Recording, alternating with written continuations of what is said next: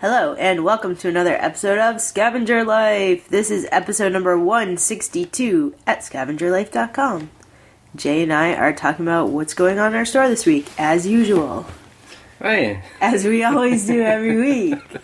It's like a radio show. Yep, we're a professional organization here. Yeah, I always think it's interesting for being relatively shy people. We have a podcast every week. I think that's one reason why we just like to do the audio rather than do a bunch of videos. Yeah.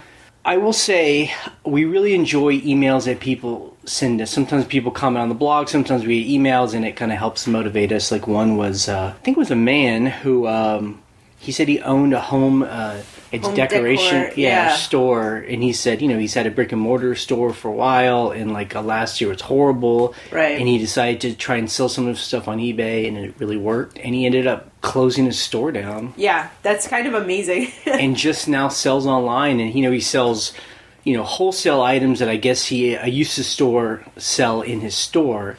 But now he's branched out into also selling a yard sale stuff. Did he say he sold furniture too? He didn't say. Okay. He said frat because, I said, well, that's interesting because, there's a different business model when you're buying wholesale. Right. Because, it's really easy. It comes to you, you sell it and just I ship it. And some people even just send that stuff to Amazon. They don't even touch the inventory and they don't have to do anything. They're just doing clicks. Right, exactly. But if it's that easy, obviously it's easy for anyone. Well, he says he focuses on delicate stuff like, who knows, lamps or glass items. Things that he has to pack, and then that's his barrier to entry. But I think what's interesting to me is, on one hand, I'm always psyched when someone can figure out how to, make a living and be independent. It's another thing is, it is sad when, this idea that what we do online is basically killing small stores, like small businesses. Yeah. But the financials of it all just really don't make sense to own a brick and mortar store anymore. Well, it's also something that we talk about where it's almost like a time waster in a way because your products aren't available to a wide scope of people, just the people in your town or the street that you're on, and you have to be there all day. Right. You can't be selling while you're asleep at night. Right. And then a lot of people get around that by hiring people to run their store, but that's dumb. Then you're paying all this money for someone else to do the work, and they're probably not doing it as good as you would do. Because I know we've seen that in stores in our town where people complain about their businesses not being successful, but they're never actually in their business. They're never there. And a lot of the times the businesses are never open. Right. That's another part of it. But I do wonder if there could be a hybrid, and I'm sure... I think a lot of small independent bookstores are doing this where almost the store is more of like a warehouse, And even though you're having to be there at a certain time of the day, you're listing stuff and packing stuff for eBay. Right. And then people coming in the door is all just bonus. Right. Yeah, I think there's just different ways to approach it. Depends on what you're doing. But that was an interesting story because it's interesting that someone would close a brick and mortar store after being so successful on eBay. I rarely hear that. Really? I feel like we haven't heard that from that many people because a lot of people who do what we do are basically getting out of office jobs or different, random kind of, or they never started an office job and they've just always kind of been a picker or whatever. So that is interesting. I don't know. I find that that's a rare story to hear. So I would love to hear from that person some more. I'm sure we will. Well, we also got an email from a woman who says she runs a small, a daycare out of her home and her and her family were having financial stress as a lot of people do. Yeah. And she said she started selling on eBay and that she made, I guess she's relatively new to eBay, and she said she's made more on her eBay store this month or as much as she's making in her daycare. Right. And she's hoping to basically, I guess, ease out of the daycare world and just sell on eBay. And I've heard this story before. It's interesting. People that homeschool their kids, it's so cool to hear that when I guess the kids get to be young teenagers, to basically incorporate selling on eBay as part of the homeschool curriculum. There's you know? so many skills, though. I mean, whether you're selling on eBay Really? or Amazon or wherever, because those are serious business skills, you know? We're big proponents of, like, not sending your kids to go flip burgers at some crappy, you know, fast food place like a lot of us did. And teach them how to, I mean, they'll make more on eBay than anything. Kids who are teenagers now, I mean, they've had the internet their whole life. So they're just like, they don't think twice about that stuff. It would have changed my life if I knew as a teenager that I could just go out into the world and scavenge and sell things online. Although there's no online. There wasn't then. really, If that was true now, it would have changed everything I did. Like, I just remember my late teens and throughout my 20s was basically spent trying to hustle for it's money to live. It's my life. And because I often didn't like to live a very conventional lifestyle, it was difficult, you know. I mean, what do you find when you're like backpacking around Europe? Like, you are a dishwasher. There's not much choice. Right, yeah. Things like that. Yeah. So. But I think also, like, just a side note too, it is kind of sad though that because the state of the economy of our country is as it is right now, that, you know, people who are getting out of high school and college, that this might be one of the more feasible things. Like, that kind of makes me sad, you know, that's how our country is, where we're like, you should definitely sell on eBay because you are not going to get a career. Like, your degree is worth nothing. Yeah, I don't know. You just spent $100,000 on, you know. I hate to be so negative on education and on all these things. I just think about it. If I had a chance to relive my life, I just feel like I wouldn't have gone to college. It's like I wasted, I don't know. I mean, I guess in some ways it helps socialize you. Yeah. I went to a state school like we both went to state schools. So it was relatively cheap and I was able to pay off my loans pretty quickly, you know. Pretty quickly. 20 years it took you to pay off your loans. Because it wasn't that... It wasn't like that... Like, we were talking to some friends who went to San Diego, you know, in the 80s. And they were like, it was so cheap. It was $300 a semester. I'm like, well, by the time I went, they're like 12 years older than me. You know, it was, you know, thousands of dollars a semester. I think they meant $300 an hour, like a course or something. I don't think it was a whole semester. I want to ask them today because I'm pretty sure they were like, is $300 a semester? An entire semester. Yeah, because the UC, you know, system was practically free. I know it was free for a while. Okay, so we'll anyway, fact check that. So we'll keep... Yeah, anyone in California can help fact check that.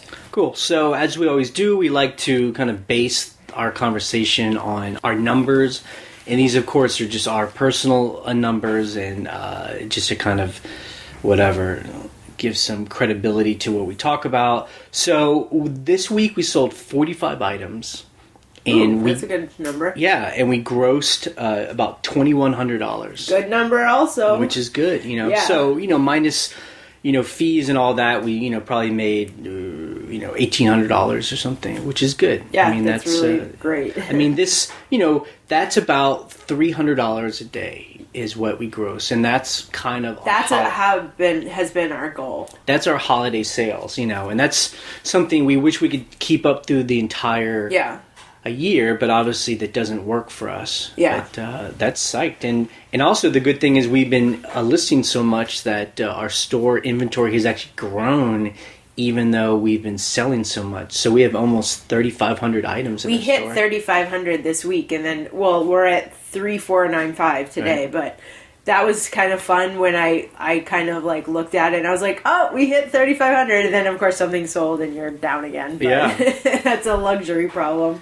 But what I'm noticing is our average price is almost $50 an item, which is a lot. Right. I mean, that's a really good average price. I mean, that's our goal. I mean, obviously that's because, and we'll talk about it in a second, every week we've been having certain items that sell for multiple hundreds of dollars, which obviously pushes the average price up. But that's what we want, is to have enough of those items that they will sell once a week. But that also means that we're selling fewer lower price items that would, you know, bring the average down. So, I mean, it's $50 is really kind of our sweet spot. Yeah. And, you know, I would love to bring that up even higher, but, you know, it's always a challenge because our whole strategy is find things out there that's cheap, but that sells really high, and that's that's the biggest challenge of a scavenger. And like we always say, we can always find things that we can buy for $1 that normally sell for $30. Yeah.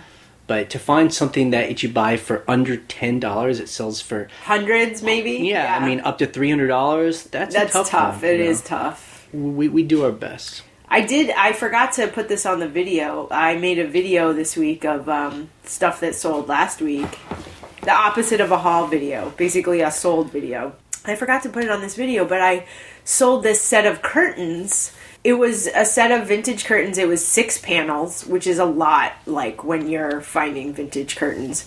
And I had them up for how much? $5 something? $5.99. $5.99, which is basically $100 a panel, right? I got an offer for $200. I got her up to $300, and I sold those for $300. Right. So that I forgot to put that on the video, but that was a great sale. That was an amazing sale. Right. The sales like that boost things. So you forgot to put it on the one we're gonna. We're gonna do. Week. Yeah, sorry, it was this week. Yeah, but I mean that's a good example. So that was our highest price item. It's this week was this $300 bunch of curtains that we basically sold for half price. But again, we have to remember that $600 that we put on it was just pulled out of our butt. It's just there's no name on it. It's not a brand name. They were just a beautiful blue and white pattern. It was like a textured cotton, right? In great condition, perfect condition. They were probably from the 60s. They were just, you could not go to IKEA and see anything like this. So, and when you go on the home design websites, people spend $1,200 for a bunch room full of curtains. So it was good. We were glad to sell that. The other thing we sold was another piece of artwork, but this was a piece of our own artwork that we had bought at an auction. We probably bought it like 9 months ago. Yeah, I think it was last winter. And we just put it up a week ago, and then it sells almost right away. So it's like one of those things where, it's, what we do is so much different from what, whatever some other people do that sell it's new items. Like, we don't really have a time schedule of when to get things up. Like, everything we have is kind of evergreen, and that's good because I just don't think we're good enough to run a kind of business where like we have to stay on top of when things have to sell and trying to beat competitors. Like it's nice to have inventory that we can just put up anytime and it will sell. I mean, there are competitors, but it's a different. It's just so different because like this piece of artwork, there's probably only a handful of them. Right. Currently available on eBay. And the one that I had, it was a print by this like French artist. Not an original print, but like a lithograph, like reproduction. But it was gorgeous. It was framed in beautiful silver, frame, wooden frame with professional mat and everything. And I had it up for $2.99 and it sold for $2.50. Yeah, it's one of those things where a framing job itself probably cost $200. Yeah, it did. Yeah. But we bought it at this auction, and Ryan bought 2 of these. Yeah, we bought. So here's the issue with this auction. Yeah. I think this was one of the times where we got there a little late. Yeah. So we kind of skimmed things. And I was looking at this guy, and I looked up his name, and I was like, if that's a real, original etching print, that's worth thousands of dollars. Right. Because and the reason I thought it might have been was because there were other oil paintings there that were old. They were filthy. They were disgusting. I didn't want any of the oil paintings. But, so I was like, someone might have had an original etching. I didn't look close enough. I didn't get my jeweler's loop out to look, which I should have, because I think I paid $60 for the pair or $60 each, which is very high for us. Luckily, they seem like a popular item, but yeah, so that's one of those instances where either we got there late or I was just not. Yeah. I was like, I want it. That was an example of, I just remember I thought they were really ugly and was like really bummed. We sold so much. We paid so much. Yeah. But it's cool. They sold. Yeah. I really think, like what you said, the frame and matte job is good enough that that's going to sell it. But I mean, it's definitely like, I think it's just more not my style. It's more one of the styles you put on like in like some kind of hotel, you know? It's just like... different. Yeah, it's different. If it was an original etching, we'd be thrilled. Yeah. It wasn't. I got it, you know, and looked at it, and I was like, damn. Yeah. It just looks fancy, but not like a fancy that I like. But it's just a different style. And then another thing that sold, which is kind of cool, I mean, it sold for... So we bought a... what do you call it? Okay, so it's a drawer from a typographer's... Table. Like cabinet. It's a typographer's cabinet. It's by this company called Hamilton. So what it is it used to hold all the metal typography pieces and letters for like newspapers and magazines and whatever. And so what people do with them, you can buy the whole cabinet on eBay for like $600 to $1,000 depending. But people sell the drawers individually because you can hang them on the wall and like put stuff in the little because the way the thing is done is where it's got like all these little tiny compartments where all the little tiny prints went. Right. So so it's like a really popular thing that you see on like it's crafters like home decor like things. I was just psyched because we got it for $10 and I thought it was going to sell for like $300, but no. But after doing his research, as Ryan saw, like $100 would be that's how much high. Most people buy them. But she put it up for $150 and sold it for $130. Yeah, because I was just like, the reason I liked ours is because it had the name of the font on it, and I didn't see that on all of them, and that's like cool. But I think too, it's an example of what we've talked about on the blog. It's this week about. It's worth it if you have a nice piece, just to price it high. I mean, don't price it absolutely insane, but be at the top end with make offer. Because she actually offered us $100, we countered at $130, and she accepted it. And the reason why I felt confident countering it, because that was another thing along with that artwork. It was all in the same like folder. I just listed it like the day before, so I'm like, if someone's giving me a $100 offer the day after, I'm confident I can sell this for more. And like when we interviewed Kate, you know, we are not our target audience. I imagine the person that bought it, you know, is one of those people that would easily go to its restoration hardware and blow $600 on like something she hangs on her cabinet wall. hardware. So for the fact that she or he, I don't know, the fact that person spent $130 for a true vintage, beautifully, you know, a maple and steel piece that they're going to put on their wall. Yeah.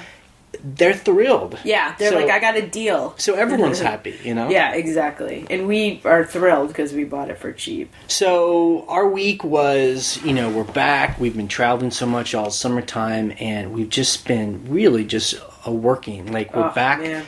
It took about a week, but we've now, this is the second or third week where we've just back full eBay, and it feels good. Yeah. And, you know, it's like the holidays, and our sales are good, and I wish we had more time to list, and this is exactly the feeling in the moment that I always remind people to remember when it's the slow summertime. Yeah, you have to. Like, I wish that we had listed more in the summertime, you know? But we were if we weren't traveling, that's what we would have been doing. But, you know, so we're basically just trying to do our best to put up the stuff the high dollar stuff. That kind of thing. Yeah, and just, like, muscle through the bulk stuff that we have. And stuff's been selling. Like, all your shirts have been selling. Yep. Like, you finished shirts, didn't you? Oh, my God. Yeah, we put up, like, 300 shirts or something. And they've been selling. Yep. Yeah, they have been. So, you know, now we have pants. Yep. Now I'm going to do pants, hats. So many. But that stuff sells all the time. It's, so here's our deal now. I list, like, the easy stuff, because I'm like the baby of the listing family. Where I don't have to really think a lot. It's just a lot of data entry. And Ryan works on these folders of artwork and things that need more research. And it's more fine tuning. And that works well for us. It's funny you say research because I woke up this morning at like 4 a.m. It's still dark out for 2 more hours. and I'm on my phone and I'm researching what the most valuable stamps are in the world. Like, postage stamps. Yeah. I wake up to a bunch of emails. Dude, check out how much this stamp sold for. And that's because we actually have like a couple folders of like stamps. And, there's a stamp collection that we have. And postcards that we're going to try and sell. So it's totally new. It's for us. We've never really sold stamps. And so we're trying to learn about it and trying to figure out the best strategy. It's almost like coins. I find it more interesting than coins in a way because I feel like, first of all, I love postage. I love the post office, and it's fascinating to me. And it's cool because, like, it's artwork, and it's interesting. It really is. It's just Beanie Babies. It is. It's like, collect them all, like Pokemon. Yeah. Catch them all. It's just like, people have these books and they have to, it's fill up every slot, or they'll be like, there's only 4 of these stamps in the world. Yeah. And there's no intrinsic value to it. It's just purely, a piece of paper. Yeah. Well, that's what's fascinating. I mean, literally every article I read about the most valuable stamp, which is the black on magenta, like, you guys can look it up. It'll take you 2 seconds to find it. I forget what it's called. It sold for $10 million last summer. Yep. And it's so amazing because they're like, the reason that this is worth so much is because it's the only one in the world. Right. That's it. That's the only reason. Yep. And it's just a smudge. Yeah, like they call it the magenta smudge. Right.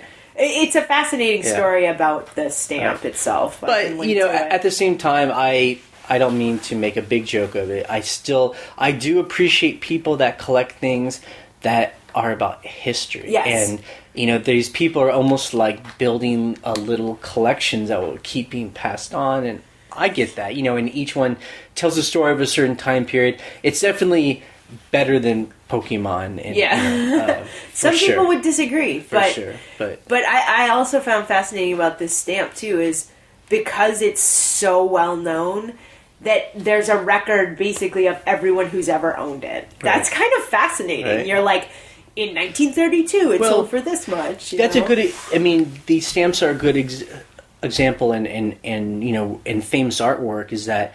And I feel it's true for a lot of stuff that we sell too, is that these things don't come into the public very often. Right. So, like I said, last week, a lot of things we get are from people's homes, people who've passed away. Yeah. And these are things that people had in their home for 30 years. They die. There's a window of time when it just goes out into the trash or the marketplace. We grab it, we sell it, and that person could hold on to it for another generation. 30 years. Yeah, exactly. And you hope that it then keeps getting passed on somehow. Exactly. Yeah, that stamp, they said, hadn't been on display since 1986. Like, no one has seen it since then, which is amazing. Right. It's so cool. So there was this one day early in the week when a listing was great. I remember we woke up, we did chores all morning, like I had to go talk to our accountant to get ready for our taxes. Yeah. You were planting bulbs that you had bought on eBay because, it's fall time and now's the time to do it. I'm basically a grandma over here. And you were packing. And I was getting some more mulch from the landscaper to put on our beds. And then about noon, we had a great home-cooked meal. Lunch. You made delicious. Hummus this week. Yeah, it was great. Very calm, just like it's reading it's news online. We turn the music on. We always like to listen to, I don't think we ever said this, but we like online streaming as radio, and lately we've been listening to KEXP and KCRW. Yeah, that's who we listen to.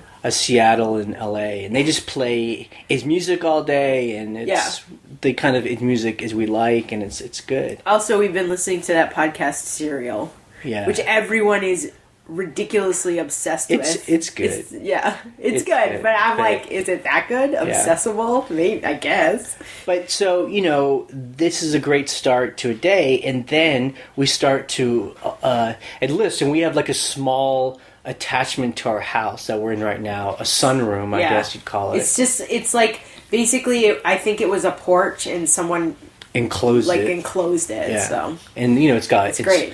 It's It's windows, and it's listing, and we listed for probably about 5 or 6 hours pretty steadily. You know, taking breaks in between. Right. And we got a lot done. I think we ended up putting up about, it's 50 items. Oh, yeah. I mean, it's amazing after, you know, a day of listing and both of us are listing. I'm like, I put up 25, you put up 25. That's 50 items. And that was an unusually good day for us. You know, where everything works, it clicks, and we're in a good mood. And at the end of the day, we're like eBay zombies. And there's nothing distracting us. It's not like, I mean, you had to go into town to meet the accountant, blah, blah, blah. Well, that was earlier in the day. Right, and that happened in the morning. And then the afternoon is, like, designated. We're not going anywhere. Right. Nobody's calling us. Like, that helps. But then it's interesting, on the other hand... Yeah. Just so we're very clear, because I think people sometimes get down on themselves because they don't work enough. So then, like, it was Friday. It was 2 days ago. I just remember we tried the same kind of thing because we'd been working all week, and I just could not get... It's motivated. I was tired. Yeah. I think we're kind of angry at each other. Oh, that's not unusual. I mean, I just you're just, like, sniping at each other. Like, I'm just angry at, like, everything in this folder. Like, it's not what I want to list. Oh. Something just sold. You know, it's funny, a pair of pants just sold that you just listed. All right. So that's good. Good thing you listed them. And then it was about, like... It's 1 o'clock, and this is when we show that we're professionals. It's 1 o'clock. Yeah. Instead of, I could see the whole day just being a wasted not doing anything. We basically said, let's just go to our other house and do some work on that other house on our rental house. We're putting together some IKEA furniture, which is horrible, and that's what we did. I don't think it's horrible. I can't believe a global corporation can build like this huge business based on other people putting it together, furniture together. Why can't you believe that? I actually think, as cheap as IKEA stuff is, because it's particle board, like if you screw it in wrong, you're like, oh, that's messed up now forever. It's not like wood. But it's amazing to me because they give you just the right amount of screws, which actually is not true because there were 4 missing. Right. And everything goes together perfectly. Right. It's like, what? That's incredible. But that Friday, just to wrap it up, is it happens. Good days, bad days. Right. But, I mean, the thing is, I think for us to run our eBay store, we just can't, like, get into a multi-day funk, which I think... can easily happen. I could see us falling into that, and I think when I hear people kind of complaining about eBay, they're just in this like multi-month funk where they don't want to list, and that's why we're just like, you got to be kind of spontaneous, and just stop doing eBay and do something completely different. It's whatever it is, it's you enjoy, another kind of task, you know. Well, what was funny about that day was we went over to our other house, and then our friend stopped by and actually cooked dinner.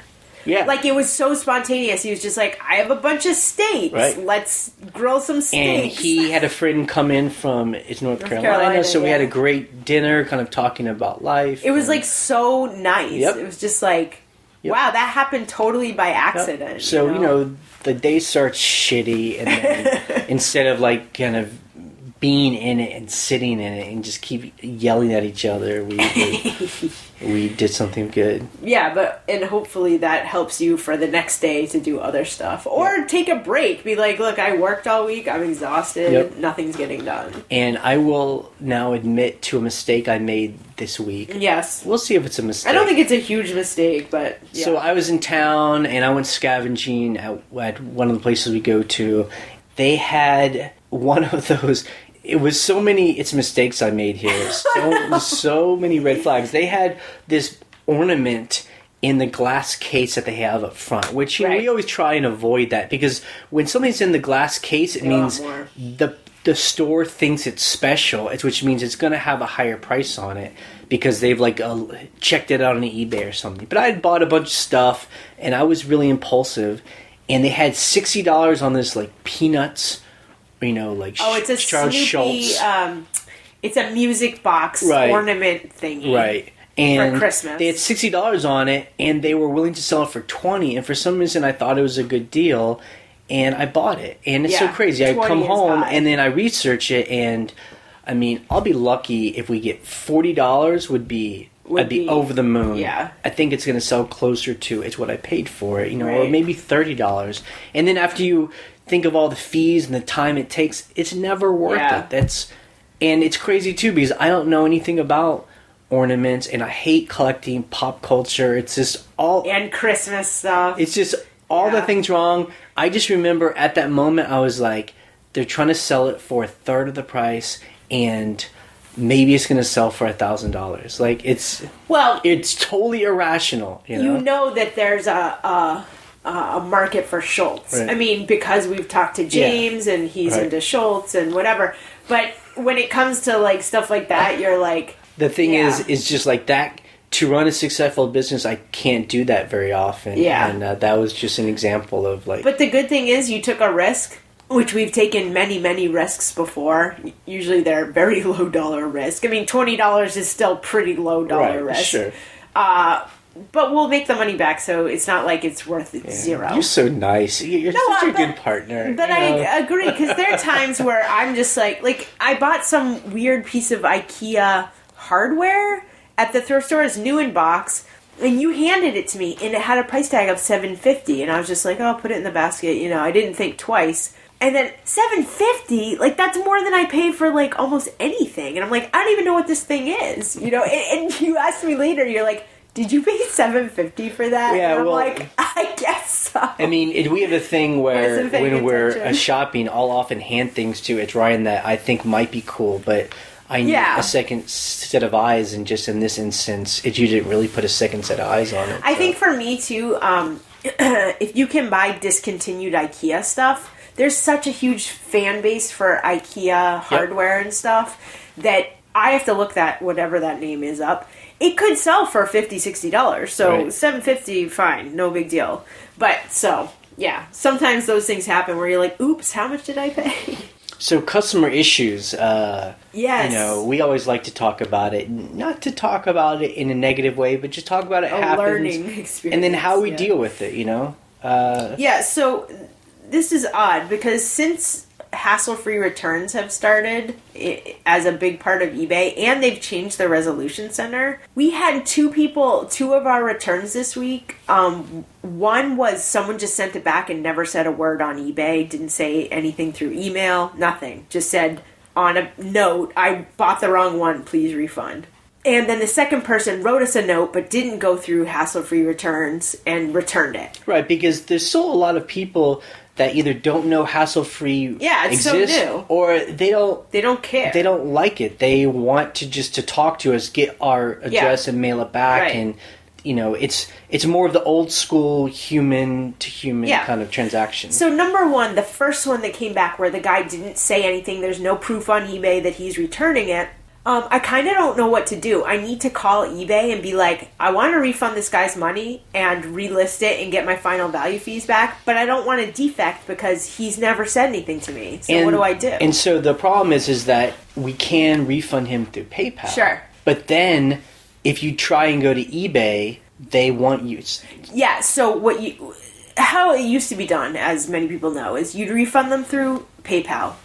For this instance, I shouldn't pay him any shipping because, he said he bought the wrong one, it's not broken, whatever. But then when I go into the resolution center to cancel it, it wants me to send the refund that way, and it wants me to give him his original shipping back. You're like, buyer changed mind. Why should I give him the original shipping back? And that seems it's different. That's new. That's something that just popped up because up until now, you could say buyer changed mind, and as long as the buyer didn't fight you on that, you wouldn't have to pay any extra shipping stuff. So I find that bizarre. I need to call them. The second one, the guy did send a note, said, I changed my mind. I'm sending this back. Just refund me when you get it. Didn't ask for shipping, whatever. So same thing. I send his money through PayPal, and I go to the resolution center to get my final value fee back, and it's making me give him his postage back. And so I'm like, I'm not going to do that because I shouldn't have to pay, $5 extra for this person who just changed their mind. So we're having to a balance. Is it better to eat the cost of the a shipping $5 or the final value fee, but that's only $3. So really, it works out to be you're like just not to get the final value fee back, right? you But know? it doesn't seem fair because you're like, I'm gonna relist this. Why should I have to pay final value fee? So now I'm starting to think Yeah. like we need to do like I've heard some people on the a blog talk about is they charge a restocking fee of 20%. That's a So lot. Yeah. you know, and that's so if we sold something for $30, 20% is $6. So basically, okay, this guy bought something for $36. Right. If I take away like $6-7, maybe that's what I should have done with this. But so I actually asked on the blog how that works. I mean, is that no matter what? I mean, so if someone says they made a mistake, they still get charged the $7 or $6 Right. plus the That's weird. shipping too, or are these people just giving them all their shipping back and then the the 20%. restocking free? Yeah, I feel like that would make like- I feel like that would make me angry as a buyer. Yeah. If I wanted to return something, I send it back in a perfectly good in the same yeah. condition. I mean, especially if it's not like I think the its restocking fee is always about like I buy a TV, I take it out, I Right. get rid of all the packaging, Right, and they they have have to to- repack it. But if it's just like a shirt, you just hang it back a up. used shirt. But you know, Yeah, it gets complicated. So what It's I need to interesting. do is basically tomorrow, which is Monday, I need to call eBay and be like, first of all, I want my final value fees back, and second of all, how do I deal with people who have not said anything to me? You know, and there are some people on eBay who they can't figure out how to send you a message. You know, like I've had people like that where they're like emailing you off eBay, and you're like, I don't know what to do here. You know, Yep. so it's bizarre. So that was my biggest, weird issue this week. Yeah, I do want to kind of wrap up a story I told. It must have been a month Yeah. ago now. There was a woman who we sold a athletic shirt to, like a Nike, Yeah. athletic shirt. It looked new to us, like it had never been worn. It was pants, yeah, athletic pants. And so we were mailed it to brand her, and she's like, "Yeah, it's great, but it doesn't have the tag that says how to new. How to wash it. wash it, like who cares about that tag?" And she was, I guess, trying to get some kind of a refund out of it, and I kept telling her, if you don't like it, Send it back. And she was so angry at me, like Yeah. that I was being, smarmy with her, and that she's just trying to get the truth out of us. The truth, that's right. She was looking for the truth. And so I just did the silent thing where I Yeah. just said, send it back, go for it. It refund you everything. And I've been waiting to either get it back or to get negative feedback. And We never got either. It didn't work. I think you called her bluff, though. I think Yeah. for us, what we said was, new without tags. And without tags means without the original price tag from Nike in the store it came from or whatever. Clearly, the pants had never been worn. They were Yeah. totally brand new. Yeah. And it had the size tag printed on the inside, but I never looked for the washing tag because I just didn't even think about it. I mean, yeah. Yeah. I mean, I definitely subscribe to what other people do where if something's wrong, I'm glad to give a partial refund Right. just to kind of move things along. But there are these cases. It's like this where I'm just like, come on, like this is not. You're like, what do you want? Like, Is there it's something? not a big Basically, deal. we're like, is there something wrong with the item? And they're like, no. Yeah. And you're like, okay, so what's the problem? I think I just want to be clear for people here, and especially if people are new. We're spending a significant amount of time on this because but just to be clear, from the buyer's perspective, we're very simple and undramatic. Yeah. Like, buyers don't get a lot of emails from us, but definitely among ourselves, we definitely will like talk about someone over entire a lunch. And I don't know if that's healthy or not. I just think it's normal because it's just all the work that each of us do trying to do everything right. It really does bug you when someone doesn't realize that. you know? Right. Or There's accuses you of like some, you're a liar. Yeah, like I didn't see the washing tag, and therefore Right. I'm lying to you, even though the pants fit you perfectly and they're in pristine condition. But it's just an example of like how we actually handle it was. Yeah, versus It was a message to her. Yeah. If you don't like it, send it back. Yeah. And that's all she needs to hear. get all of her money back, and then it's her choice, and she made a choice, and everything's okay. Oh, I wanted to just do a quick update on that Barn Star that we bought, because after 7 days, the guy got back to me. Right, because it's right about a Barn Star. It comes all in pieces. Yeah. He has a very simplistic explanation of how to put it together, and you emailed him, and so it took him 7 days to get back to you. I emailed him just saying, I'm having trouble putting this together. It's very hard. I did get it together, and it was just a little bit wonky looking. Right. I'm not sure if we actually put it together the way it should, but it worked for us. It was good enough. But what struck me about his email was he apologized a million times for not getting back to me. But what he said was, I saw your email last week and forgot to write back to you. I was like, and what's crazy is he has over 6,000 feedback, which is how much we have. Right. So I'm like, you're a professional. So I wasn't mean, I don't think, when I wrote back, but I was like, look, I'm a professional eBayer as well. You have as much feedback as I do. I sell online for a living. Wait, is an actual I could actually read the message, no, go for it. But this is what I said. You actually told him this. Yes, because I was just like, dude, you have a great product. Right. However, I said customer service should be one of your top priorities if you're, selling online, full time. Right. And, I said, because you didn't get back to me for 7 days when I needed help, I gave you neutral feedback and low stars. I felt that I had to. Yep. And then I just said, look, you need to give directions that have photographs, or you need to make a video and embed it on the listing. Right. You have a great thing that you sell. It's unique. It's beautiful. It's worth the price handmade, you're selling. Yeah. But I can't imagine, because I always imagine a lot of some grandma buys one of these Barn Stars.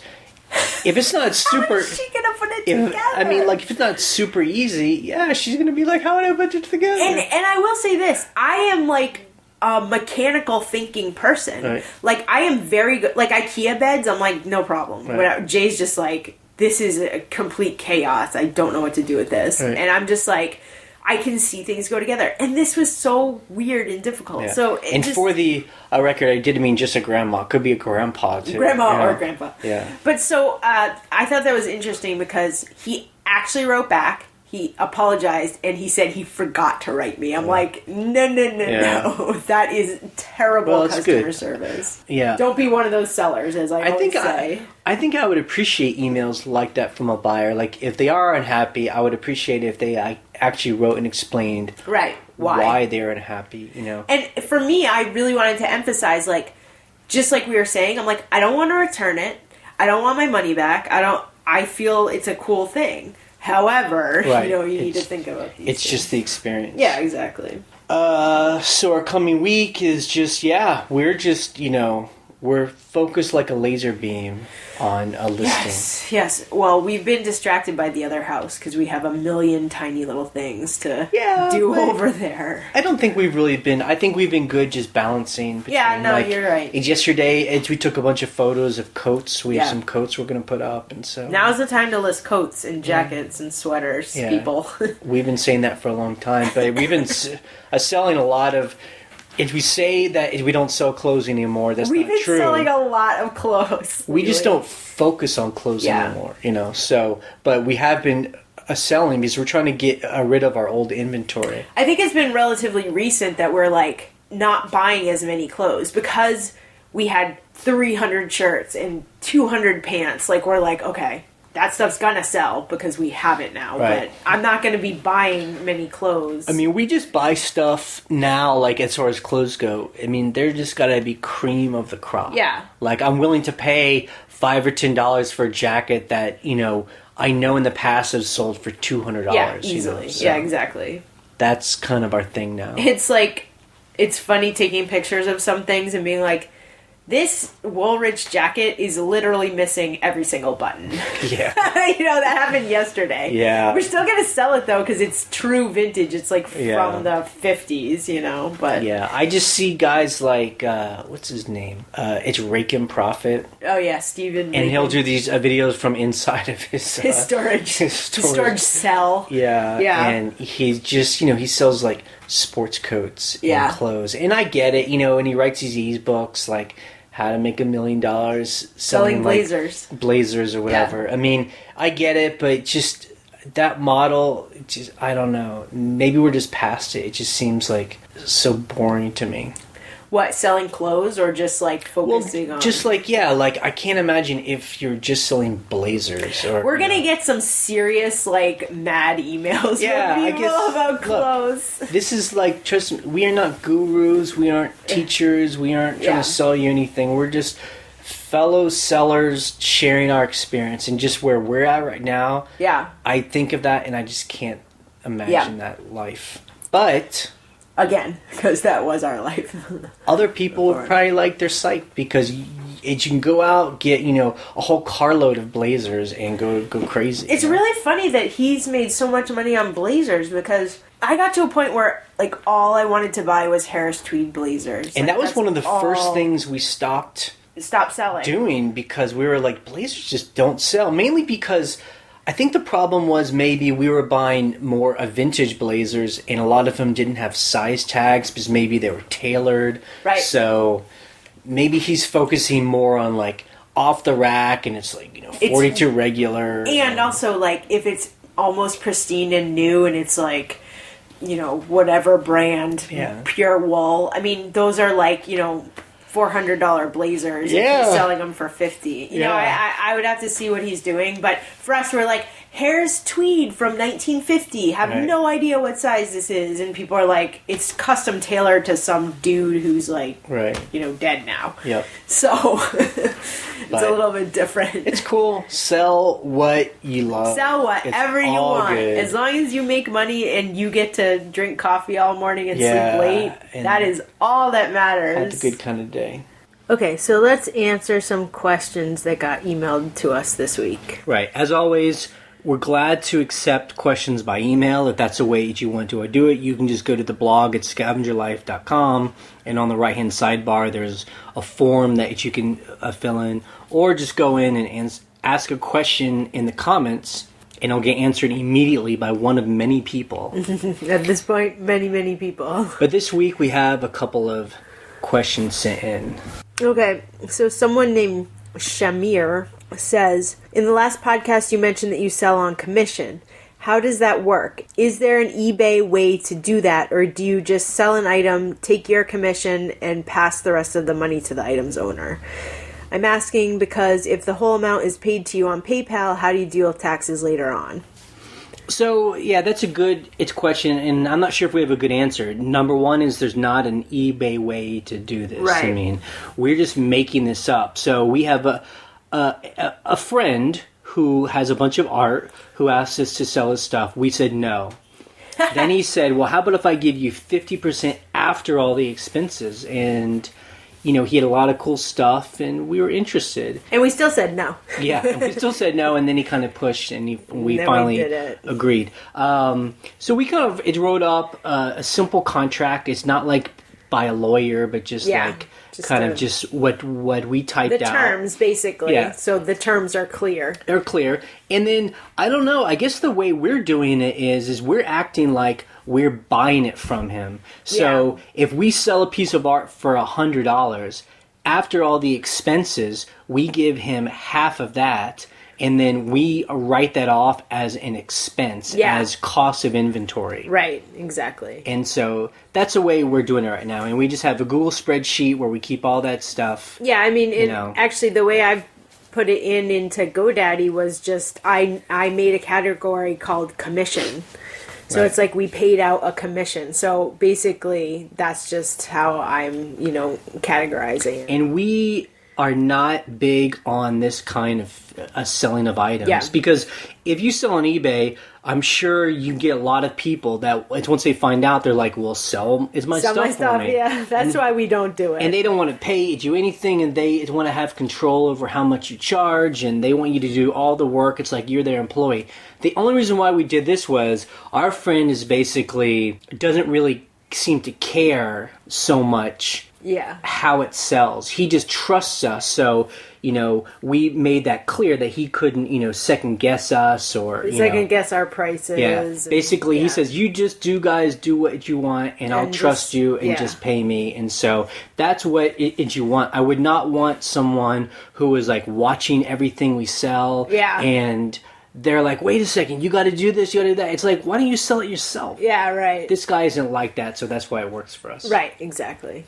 John asks, I've heard you guys say that you purchase something for very little and then are very surprised by how much you were able to sell it for. My question is, if you don't do auctions and you just do buy it now, how do you come up with the selling price? It's like the most basic question. Yeah, it's a great question. But it's a good one, Especially people like us where we aren't buying just the same kind of everything. Right. Same kind of one thing and selling it so we know the price. And so a lot of it has to do with research. You say, here's a weird thing. Is there any other of them on eBay? How much do they sell for? Is mine better quality? I'm going to sell it for more. That's a huge part of it. Or with weird things like artwork, like we were talking in the last podcast, I had a few crazy weird paintings by, unknown artists. And I'm like, you know what? These are cool paintings. They're in the style that people are looking for. I'm putting $1,200.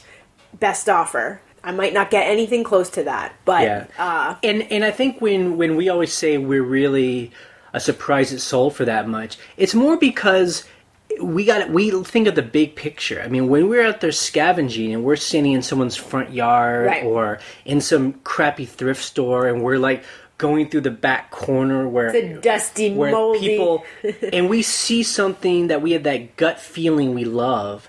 It's just always amazing to think, and it could take 6 months or a year to think back to its moment, and then to actually have the, to have that sale and to think, wow, it really sold for that much. I mean, that's what we always hope for, but it's still always a surprise because it's just like there's little pieces of gold lying out in the world that people don't see. And that's why it's amazing. Yeah, and just like even that typesetter drawer that we were talking about.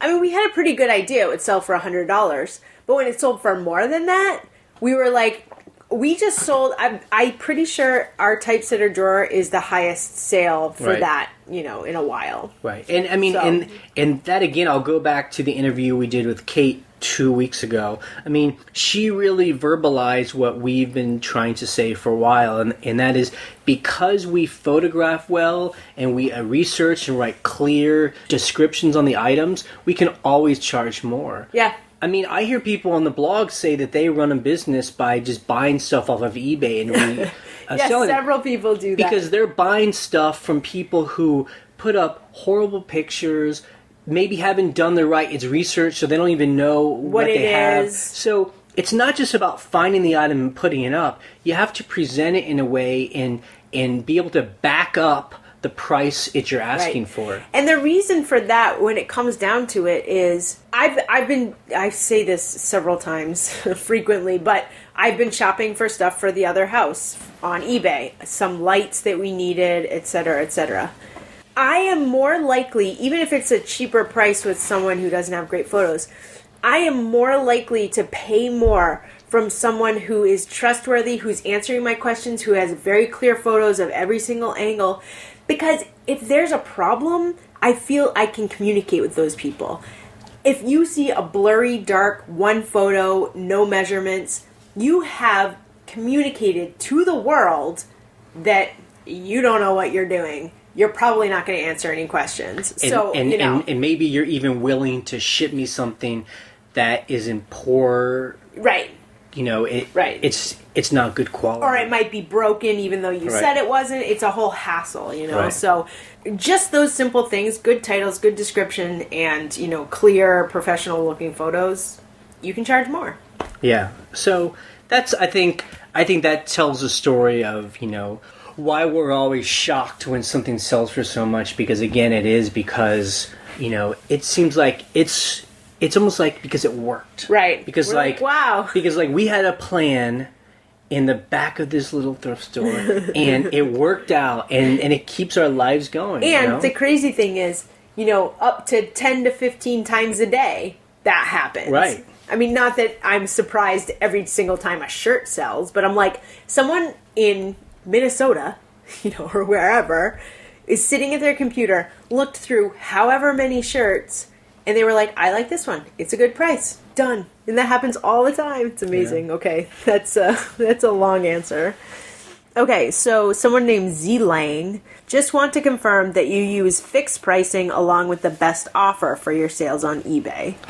Oh my God. So he's being nice. He's new, so we aren't going to razz on this guy. That is like, if you've ever listened to us, that's is our whole strategy. List it and forget it. And, I'm just going to say it too. If you go to our blog, scavengerlife.com, you can go to our It's Manifesto, and we actually lay out that's true, yes. I think it's 4 steps of how we make a living on eBay. Right. There's also an FAQ there as well, a frequently asked. It's questions where I have asked these things of ourselves and then I answer them, just so it's clear.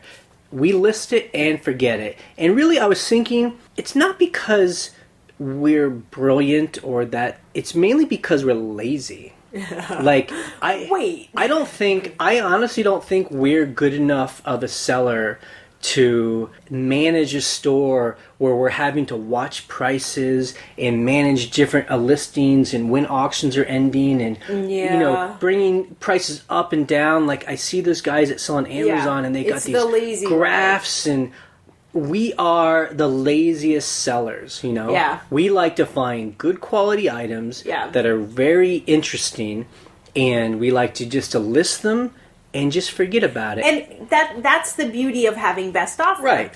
Is you do a fixed price. I want $150 for this. Someone says, I'll give you $100. And you say, great, I bought it for $2, so I'm happy. Yeah. And that could happen in 6 months from now. And we're just patient, and because we're patient, it means that we have to have a lot of little items out there to try and capture these people. Right, and I think that there's just a lot of different ways to do it. Yeah. And that's the way we do it. This works for our lifestyle. It works for us. Other people have lifestyles who sell online on eBay or other platforms. They seem to do very well. They probably make more money than we do, and that's cool. I just don't want that a lifestyle. Yeah, it's just different. And, we have lots of storage space because we've made storage space. So yeah, I think we need a mug that says list it and forget it. Yeah. Okay, Mark says, we have been doing eBay for a year, and we noticed that our sales typically disappear either the week of a holiday or the week before the holiday. Any suggestions on how to deal with that? What should we do to prepare for the holidays? List stuff all the time. That's my answer. That's exactly right. I mean, we get emails about this too, and we feel it as well. We're like, you'll have this really awesome week, and then suddenly the sales drop off. Yeah. And we'll get these emails where it's like, eBay's for some reason stopped my store from eBay's broken. Ebay's throttling me. All we can say is, like, that happens to all of us. Everybody. And that's just the problem that any retailer has. Yep. Period. Even Walmart has that problem where, people are always buying things from it's Walmart, but they'll have really crazy weeks and they'll have slow weeks. Yeah. The only thing you can do is just to keep putting more interesting items in your store, so when people do come back to shop, there's going to be stuff there. Exactly. And it took us a while to learn this. We have to judge our store by our slowest month. Right. So if so why don't we say, a summertime, its month is June was our slowest slow. month. That's what we peg our expenses on. Right. We make sure we can pay all of our bills by our slowest month. Right. So that way, when we have a good crazy month, it means we have all this extra money and we can pay off bills and we can invest. Save it and pay off bills. That's a good thing. I think other people who I hear complain, they're doing the opposite, where they have like their best month, and they're like, why isn't every month like December? Everything is slow compared to that. Yeah, and so then it's just always a letdown. So I think you just got to flip the script, Flip the script. Okay, so this next question is from Jack. And he kind of has this long story, so I'm going to kind of condense the story. So he's on the East Coast. Right. and he sells on eBay. Okay. And what he's trying to do is, he's like, if I'm trying to sell something to someone in California, the shipping on that item is going to be really expensive. Sure. Especially if it's a weird size item. I mean, it could be like $18 to ship a lamp or something. And so he's like, well, how do I somehow have free shipping, or, you know, how do I change it to where the California people don't see such an expensive calculated shipping? And, you know, he says, you know, can I do a regional? And Right. Well, here's part of it. The weird thing is about regional too is I don't think eBay gives you a choice of regional when you're giving the choice to the customer. I can print a regional A and a regional B on the back end, but I can't charge my customer for that. So that's weird. So you can't. And the other thing too is you can offer flat rate as another solution. You could have parcel post, you know, there's a list of them. Parcel post, priority mail, and then you could have priority medium flat rate. Because when the person goes to check out, they can choose which one they want. So a lot of times I'll have, you know, 2 and sometimes 3 choices. Right. But when it comes to weird, heavy, like a lamp, exactly. right. I mean, there's no way that you can, unless you can fit it in a flat rate or regional, that you can. Right. You know. I mean, so, and, you know, his story or its question encapsulates what we always talk about. Yeah. Because if you sell items that are all the same, like you only sell ties or DVDs, yeah, it's so easy to or do. our famous iPhone cases. Yeah. It's really easy because then you can say everything's free, like I'll ship for free, Right. and It's you build built it into the price, cost. or you can say everything's just $1 and Right. you just, you know, it's know how to ship that thing. So if it's to California, you're going to lose a little bit of money, but that's the thing. Jack seems to sell like us, Yeah. where I'll sell some ties, but I also sell a lamp and a table and Right, a table, you know, yeah. a cooking pot. It's Yeah. just sellers like us can't put a rule on Right. our shipping. And what we try and share with you is that we're just upfront with the Yeah. buyer.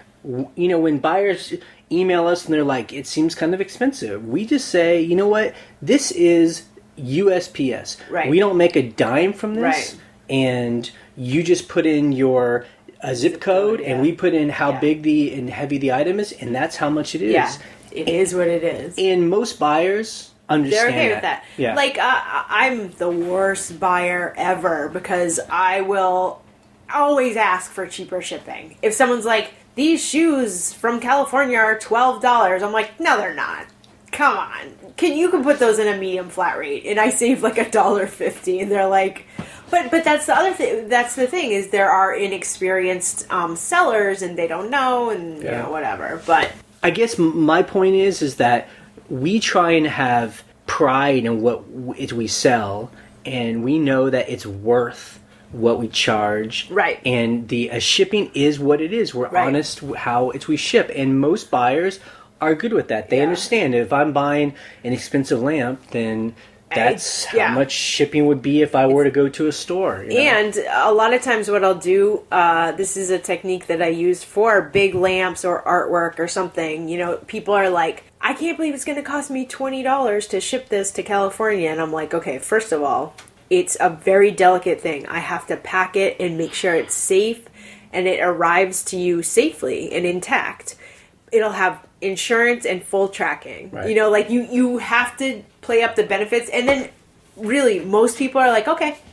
And you know what? To be honest, though, if you're selling things that have a lot of you know, if there's a lot of other people who sell the same item that you do, I don't blame people in California from buying the same item in their own state. Right, yeah. I've done that before. I buy like Yeah. that. If I'm on Amazon, I try and Looking buy for the East Coast. closest because, you know, I want people to save gas. I mean, I just want to be more efficient. Yeah. But again, if you're selling weird items like we are, Yeah. they may only have you or us as a choice. So they can complain about the shipping, but that's all it is. Yeah. And that's a good thing. That's, you know, people don't really talk about it. That's one of the good things eBay did in the last, whatever, Update. update they did was... Yes.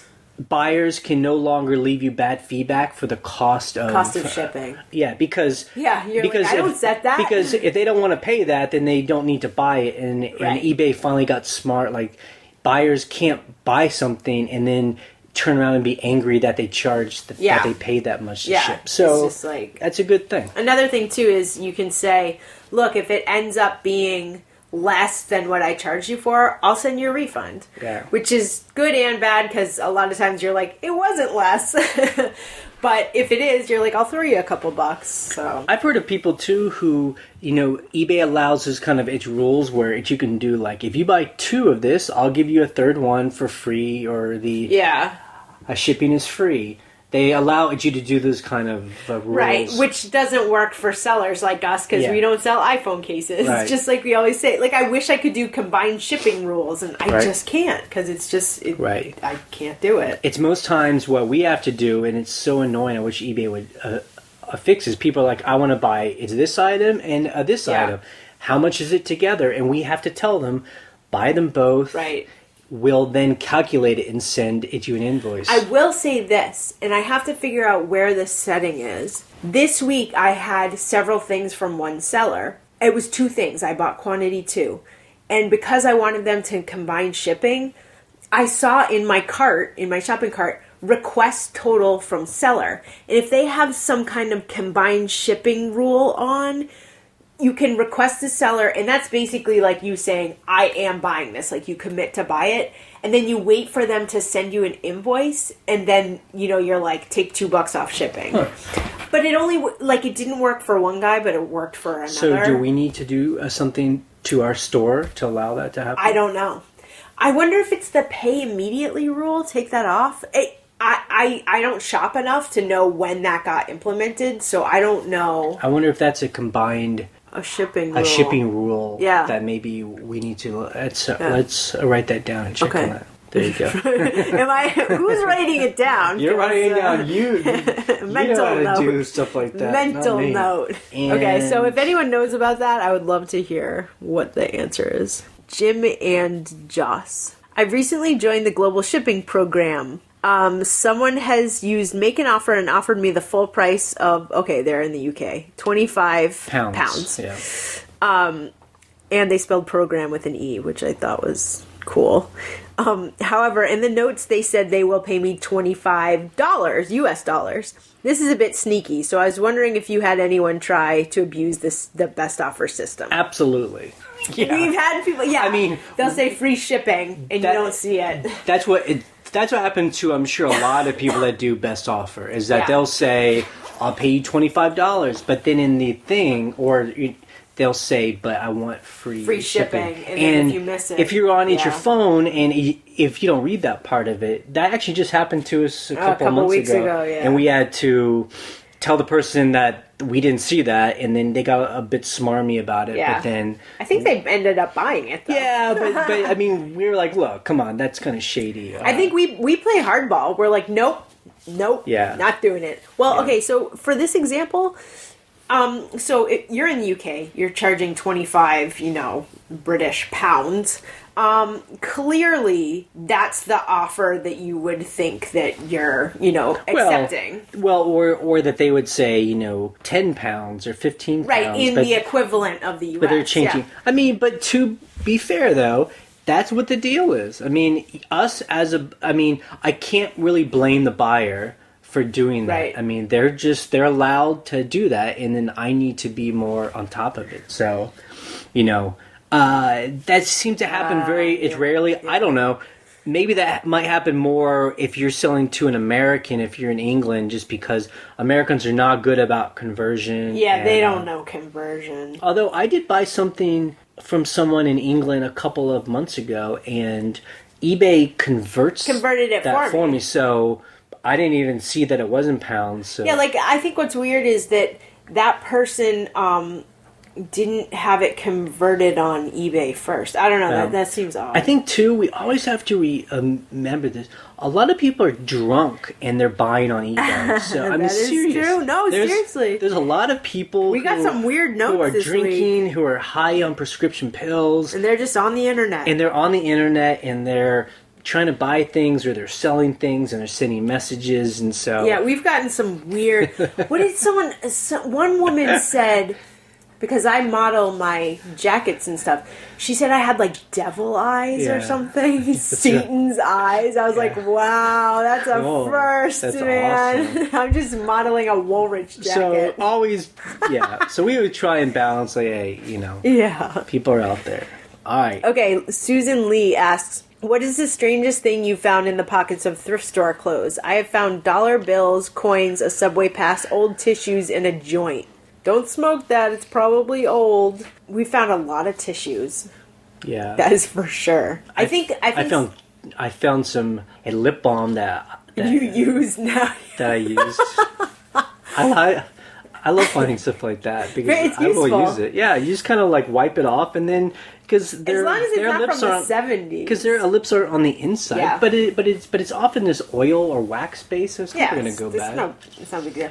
I think some of the coolest things that I love to find, because I found some money before. Actually, here's a quick story. We sold a jean jacket to someone, and it didn't fit them.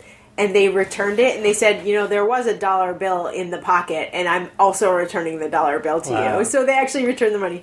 But I love finding old receipts that have dates on them. Yeah. Because then you're like, when was the last time this jacket basically was worn? And sometimes you find them from the 70s. Yep. And you're like, nobody wore this jacket since then. I think it's most clothes. I mean, we've never really found anything that cool. Is most times I think people, who work at thrift stores, they go through the pockets. They go through all that stuff. Yeah, because there's money in there. Yeah, like pockets and purses. Like I'll always look through purses, like if I'm just looking at them to see if there's any money in there. Yeah. I never find money in there. So that's not where the value is in. No. But we've never found anything that's like memorable enough to answer that question. Really. So this isn't really a question, but I'll just bring it up because I think it's interesting. He didn't leave his name or her.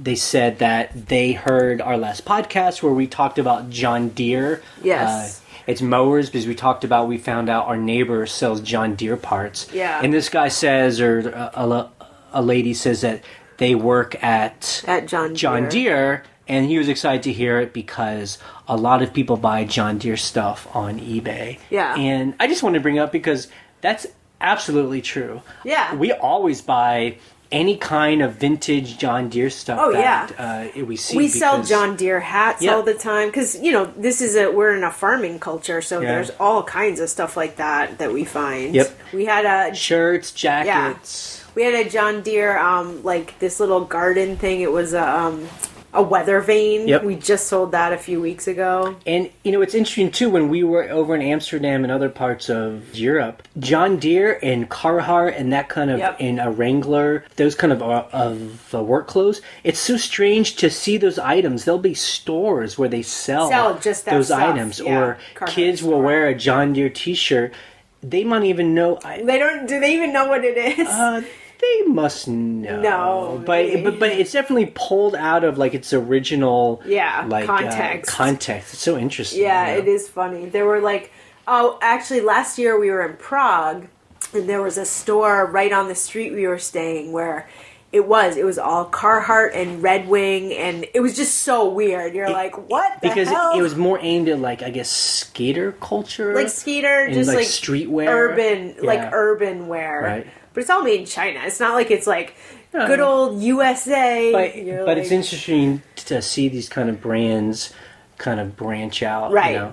And get popular in that culture. Because, and I mean, I'm not saying it's because of people like us, but because I'm sure these companies realized that there was a resale culture of these items in a different context, and they probably saw kids in Brooklyn and Tokyo. Like a clothing not just like workwear for the farmers. It's like when in the 90s when Hush Puppies got super popular in the Lower East Side, because all the hip hop kids were buying Hush Puppies because they have that like hip hop preppy look, And suddenly they took this brand that was really getting ragged. Grandpa wore them, And suddenly, now Hush Puppies are kind of hip, like, I think in the 90s with hip-hop, like, kind of the grandpa look became cool. I mean, like with Beastie Boys. And, exactly. They're like, I'm wearing a cardigan, because you know why? it's comfortable. Yeah, you're like, I'm warm. Right, I'm and wearing a I don't have to cardigan. be cool. Grunge, too. Yep. Gotta shout out to Grunge, Nirvana. Cool. So it's this week we're going to have another What We Sold Yes, I'm making video. another video. And people seem to like it. I like making them. It's This is Ryan's idea, so she is like the admiral of this ship, and I think it's great. I'm the captain this time. You are. Yeah. As opposed to the, I'm not sure what else. The co-pilot. Navigator. The navigator. Yeah, you're always my captain, right? Ah, that's cute. Captain Ryan. Okay. Okay. See ya. Bye. This podcast is ending. Oh, yeah. This podcast is ending because if we didn't say it, no one would know. 3, 2, 1.